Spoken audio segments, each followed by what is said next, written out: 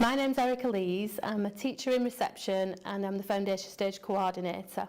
When I first started at Freehold, I was a nursery teacher and I was a new teacher, and the whole school obviously has taken BLP on board, and the head suggested to me that I went on the course, and she found me a bit of a challenge. I was worried about children learning with English as an additional language, learning such big words and including that in their vocabulary when they didn't even have words, for example, for the coat or how to go to the toilet. So I was a little bit apprehensive.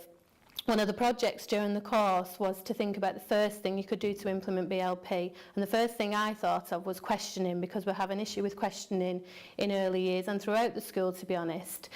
Children not really understanding what a question was for, and that it was to find out information and that it needed an answer. So that was the first thing I started with. Because I was in early years and because I was working with very young children, I felt it was best to have a visual image and something they could do that was kinesthetic as well, to encourage them to be part of this questioning process. And that's when I found Question Frog. So Question Frog was brought in as a questioning tool, and what he does is he's got a big zip-up mouth, so the children are doing something physically each time they ask a question. In the very beginning, he modelled questioning, so we would ask a really simple question that required quite a simple answer, a closed question such as, what is your name, how old are you, what colour do you like? The children would take this question out, the adult would model reading it, or there would be a recording with the question on, and the children would answer the question through modelling. It went on then from nursery. I moved into reception and became the coordinator, and I felt that because I'd started to introduce it, it was something that I should carry on, and I started to look at different ways that we could introduce more capacities. Question Frog had become really popular and embedded in the children's learning. They knew every time they had a question they didn't know the answer to, they could ask Question Frog. So from answering a simple question, a closed question, it went on to them asking questions back to Question Frog. So he turned into more of a research tool as well, and that's where we use him now, which I'll explain a bit later. He also has become a face that's very familiar in the room in reception. In the areas of enhancement and enhanced provision, if we put something new in the area that we've been teaching as a focused activity, such as measuring at the moment, the children took homework home and they were measuring feet, there will be something to involve them in their learning within the areas to make sure that their learning is a bit more structured and has got a point to it. So there will be a speech bubble with the question on, how can you put the feet in order of length? And there will be a talking tin. So the children don't have to be able to read to take part and answer the challenge that Question Frog's asked them. So it's become very embedded in the areas. Also, on his questioning wall, we include questioning in the planning part of the children's learning. So when the children are planning their learning, they have a whole class timetable, so they know what's happening in the day, but they also have an individual timetable. And we've really used the language of planning within this. So we plan our learning on our timetables, and there's questions linked to it. Which resources will you use? How will you do it? And this book's kept with Question Frog. At the end of the day, we've gone on to reflecting on our learning, so the reflectiveness part. Did your planning turn out as it should? So we reflect on our learning at the end of our day. And in here are some recounts of children's days. There's also pictures on the display so children can remember, and some of their writing using the past tense, which supports the literacy, and also diary writing when we send diaries home. So they were using all these questions to stimulate their thoughts. When we first started introducing it in reception, when we were introducing extra capacities, the children, we decided that if we were going to do it, we needed to do it wholeheartedly. So when we had unit meetings with all the staff, we've got quite a big staff in early years, 9 members of staff, and a lot of students supporting us as well. So we decided that if we were going to do it, we needed to pick the ones that were the easiest at the beginning, and we chose collaboration, perseverance, and noticing, because they were the ones we thought would be really easy to show practical examples of. All the staff were told about what they were. Most of the staff have had training, if not, they've had training passed on to them from me. And when we chose those 3 capacities first, we really used them in the areas. When the children were doing any activity, we were modelling the use of the word in context. So it was such, for example, if they were building a house together, it's you're working together, you're taking turns, you're sharing, you're collaborating together. We've noticed recently that the children are really using the vocabulary and really enjoying the long words. They really enjoy using them in context. 2 children walked past with a plank the other day, said we can't carry it on our own, so we're collaborating to carry it across. And it's really nice to see that, and it taught me about raising my expectations for the children. If you're going to teach them a word for house, why not teach them a word for working together as collaborating? It's really raised my expectations what to expect of the children. We also use it within topic work or an activity, and we've been using the task wheel by Bell Wallace. And we plan in a way so that the children are always stimulated with a question. So the children, for example, will be doing the task, design a house for Beat Baby, who's a little character in our room, using the wooden blocks. This was the very first way I used it, and BLP really supported this process. So the children were expected to build a house, but before that we put a lot of input into the skills they might need to do that. So, Question Frog would come with the initial question. Beat Baby needed a home, and Question Frog asked, we need to find out about homes. So what do we need to know about homes?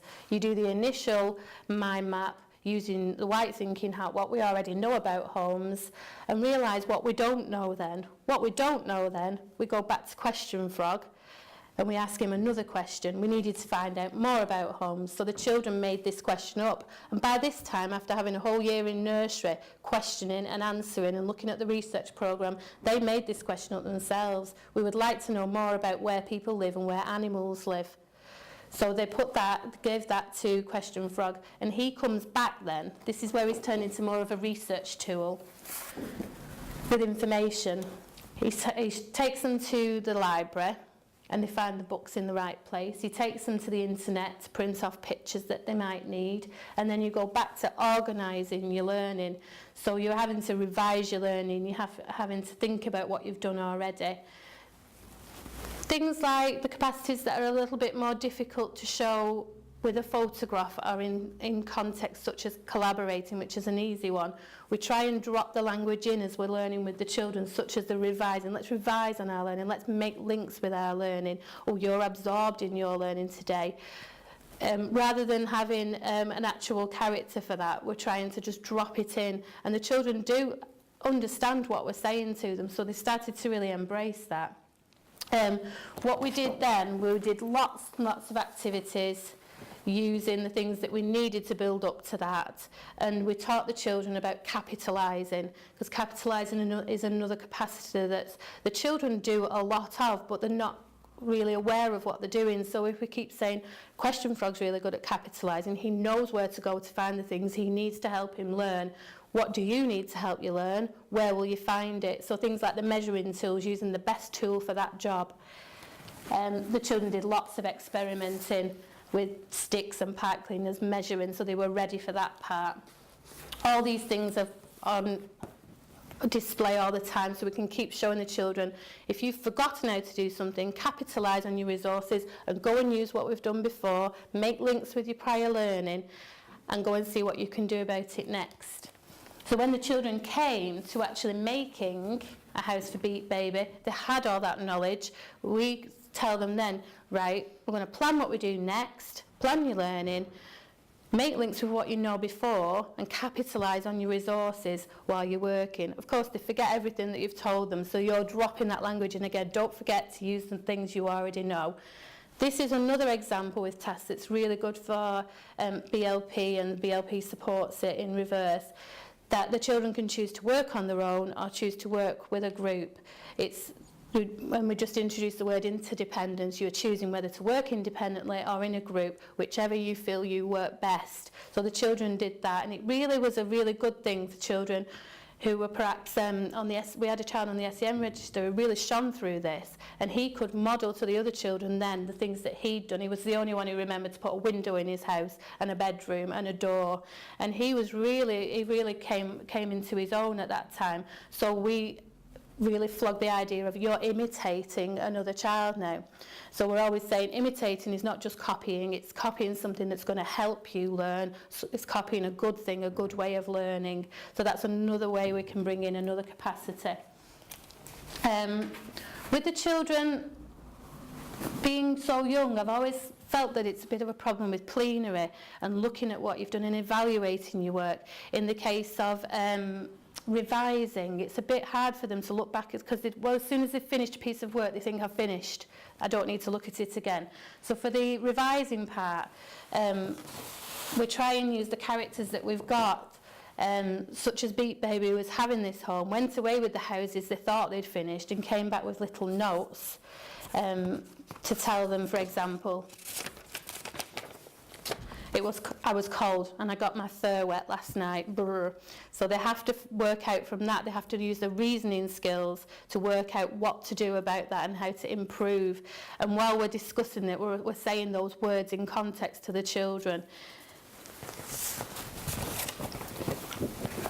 In the end, the children improved their homes based on what he'd said. So they had evaluated the work, and it was a really nice way of the children doing that kind of thing without me telling them what they needed to do next. So it was them working through and reasoning and using the reasoning skills to do that. And that's where we find that some of the language is we just have to use it in context to support the children understanding what that means when you're reasoning, you're thinking about what you could do and what you could make better.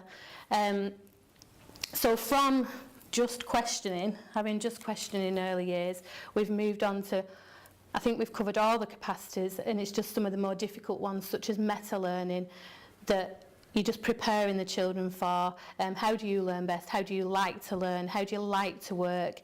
So it's the ones with a bit more of a difficult concept behind them. We're just introducing them to those. But the other ones seem to be really well embedded. If I say to a child, oh, you've persevered today, and they said, yes, I tried and I tried and I tried. They understand the language. And like I said before, I can only say that it's really raised my expectations of what to expect of children and what kind of vocabulary they can use. And I think it will certainly tell a tale when the children move up in school and they start to use these even more independently to actually plan their own learning.